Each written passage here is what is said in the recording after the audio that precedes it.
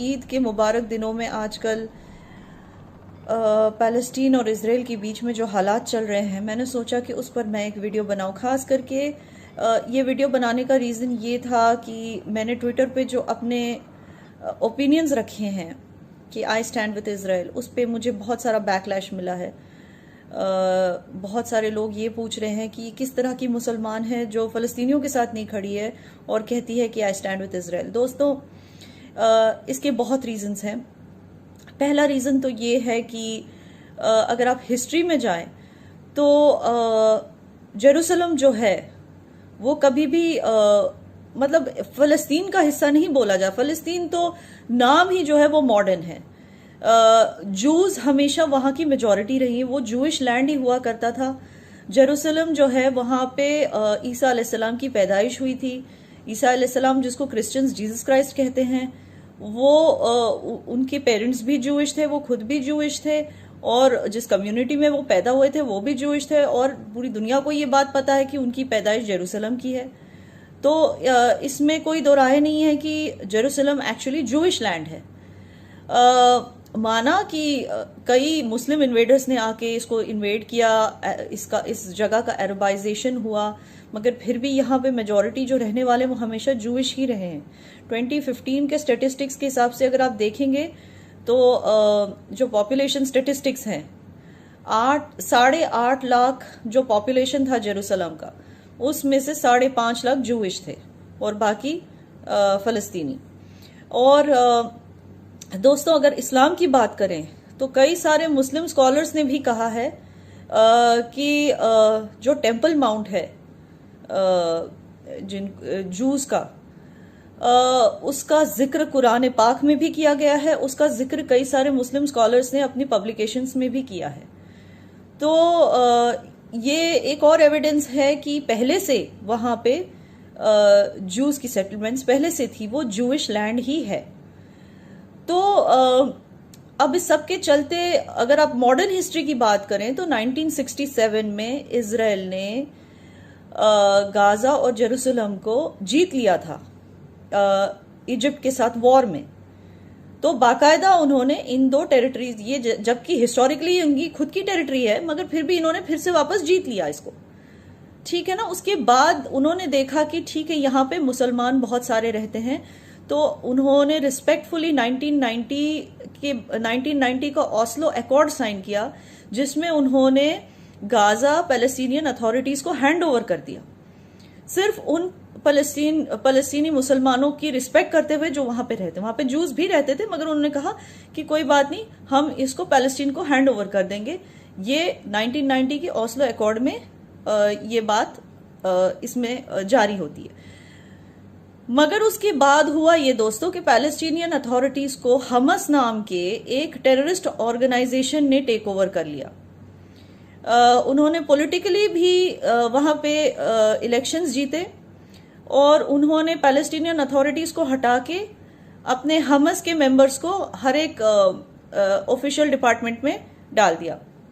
मैं आपको क्लियरली बता दूं दोस्तों, हमस जो टेररिस्ट ऑर्गेनाइजेशन, उसको क्यों कहा जाता है, क्योंकि उनकी बुनियाद ही है जूस की नफरत। ये ऑर्गेनाइजेशन बनी है जूस की नफरत पे। इन्होंने इलेक्शंस जीते हैं जूस के खिलाफ नफरत को प्रोपगेट करके। और इजराइल ऐसा क्यों चाहेगा कि उसके हिस्से का जो गाजा है वो उससे नफरत करने वाली एक ऑर्गेनाइजेशन चलाए, उससे नफरत करने वाले लोग वहां रहे? इजराइल ऐसे क्यों चाहेगा? मगर फिर भी वहां पे जो भी मॉस्क्स हैं उसको इजरायली अथॉरिटीज प्रोटेक्ट करती हैं, वहां पे जो वर्शिपर्स आते हैं उन्हें इज्जत देती है। मगर उस दिन जो रमजान के आखिरी जुम्मे वाले दिन जो वहां पे हादसा हुआ, वो हादसा कुछ ऐसा था कि हमस के कुछ लोग वहां पर स्टोन्स ले गए अल अक्सा मॉस्क के अंदर, जो हमारे इस्लाम की 3rd मोस्ट होलीस्ट मॉस्क मानी जाती है, उसके अंदर ले जाकर उन्होंने स्टोन्स रखे। और जब इनोसेंट लोग, मासूम लोग वहां पे नमाजें पढ़ रहे थे, उसके बीच में इन्होंने स्टोन्स मारना शुरू कर दिया इजरायली फोर्सेस पे जो वहां पे रखवाली कर रहे थे, उन पे स्टोन्स मारना। रखवाली वो सिर्फ अल अक्सा मॉस्क की नहीं, वहां पे जो प्रे कर रहे थे उनकी भी कर रहे थे। और ऐसे बहुत सारे वीडियोस आपको नेट पे मिलेंगे जहां आप देख पाएंगे कि इजरायली फोर्सेस बूढ़े और बुजुर्ग मुसलमानों को खुद अपने हाथ से पकड़ के स्टेप्स के ऊपर चढ़ा रहे हैं, अलग सा मॉस्क के अंदर ले जा रहे हैं, उनको एस्कॉर्ट करके उनको हेल्प कर रहे हैं, बच्चों को हेल्प कर रहे हैं। आप बहुत सारी ऐसी वीडियोस देख पाएंगे। मगर जब हमस के टेररिस्ट ने, अलग सा मॉस्क ने स्टोन पेल्टिंग शुरू कर दी, तब इजरायली फोर्सेस ने वहां पे आके उनसे मॉस्क को खाली करने को कहा। और इस बात को वो वायरल करते जा रहे हैं दुनिया भर में, और ये कहते जा रहे हैं कि ये मुस्लिम कार्ड खेलते जा रहे हैं, और हर एक मुसलमान से कह रहे हैं कि हमारे साथ हमें सपोर्ट करो, हमारे साथ खड़े रहो और इजराइल के खिलाफ आवाज उठाओ। तो दोस्तों, हर एक मुसलमान इतना बेवकूफ नहीं है कि वो चोर, उचक्कों या किसी रोग टेररिस्ट ऑर्गेनाइजेशन का साथ देगा सिर्फ इसलिए कि वो मुसलमान है। क्योंकि इस्लाम में एक लफ्ज आता है हुदूद, और हम अपनी हदें पार नहीं करेंगे। किसी ऐसे को हम सपोर्ट नहीं करेंगे जस्ट बिकॉज वो अपने आप को मुसलमान कहलाता है, मगर वो चोर है या स्टोन पेल्टर है या फसाद करने वाला इंसान है, तो हम उसे सपोर्ट नहीं करेंगे जस्ट बिकॉज वो अपने आप को मुसलमान कहलाता है। और दूसरी बात, जिस तरह का हेट्रेड फ़लस्तीनियों के दिल में है जूस को लेके, उस तरह का हेट्रेड कहीं भी हमारे इस्लामी हमारे मजहब में या हमारे कुरान में कहीं भी इस तरह का हेट्रेड का जिक्र नहीं किया गया है कि किसी भी जू को इस तरह से हेट करना चाहिए या उनके खिलाफ इंटॉलरेंस दिखानी चाहिए या उनके खिलाफ प्रोपेगेंडा करना चाहिए या किसी भी तरह से मैनिपुलेट करके उनको जमीन से बाहर करना चाहिए। इस तरह का कोई भी जिक्र हमारे कुरान पाक में नहीं है, हमारे मजहब में नहीं है, और ना ही हजरत रसूलुल्लाह ने ऐसा हमें कभी कोई आदेश दिया था कि अगर मुसलमान हो तो जहां तुम्हें जू दिखे उसे उस जमीन से हटा दो। तो ये जो हमसे सपोर्ट मांगते हैं, दुनिया भर के मुसलमानों से जो ये सपोर्ट मांगते हैं, आज का जो मुसलमान है, आज का जो पढ़ा लिखा मुसलमान है, जो जानता है एग्जैक्टली कि कुरान में क्या जिक्र किया गया है और क्या नहीं, वो मुसलमान इस तरह के लोगों का साथ कभी नहीं देगा।